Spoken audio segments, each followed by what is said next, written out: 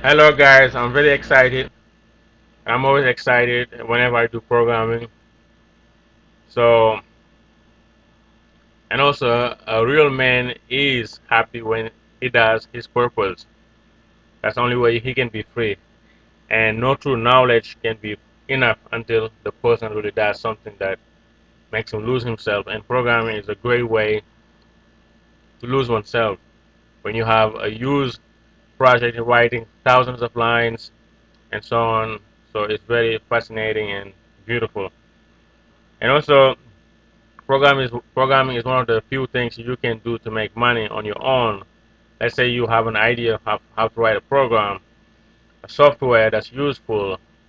It could be zipping files or something new that you have, or maybe teaching kids how to read. Um, so many ideas out there, or um, telling the computer, or decrypting sounds, and or so many ideas. If you have the idea and you feel you have the skills, programming skills necessary to do it, then you can do it and sell it. And the good thing about software is that you don't have to worry about hardware making and all of those things. You can just publish it and people will buy it and so on. So we can believe that somebody like Bill Gates is the richest man in the world, and his base money is not Zune hardware or anything. It's just software.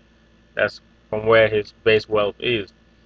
So it's not even Dell. It's not even all the other hardware manufacturer in the world. So software has a beauty of its nature because it can take you a month to write something, and by selling it, you can sell it at a decent price.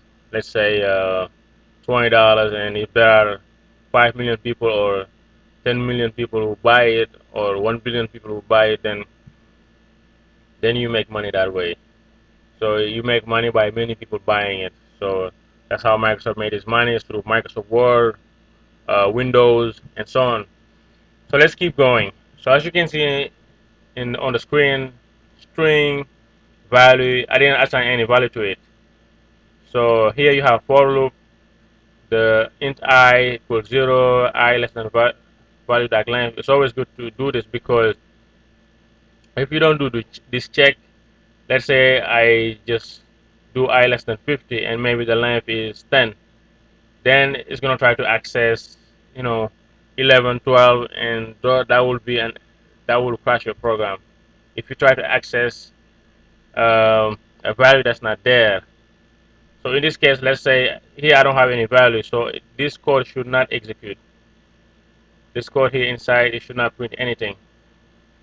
Best way to see is to run it. So a value. The best way to see is to run it. So I run it. So there's nothing. This is the right way. But let's say since there's nothing in it, let's say I put the limit is 10. It's going to crash. So it says abort because I'm trying to access a value that's not there. But let's say I do equal shake. So the safest way is always good to put the length and so on. So uh, all right. So now if I run this, it should go through every character, print every character, and make a new line. And so shake is written Cheikh. So it ran correctly and perfectly. So the next thing we will learn is a while loop. It's similar to a for loop. It does the same thing and much more. So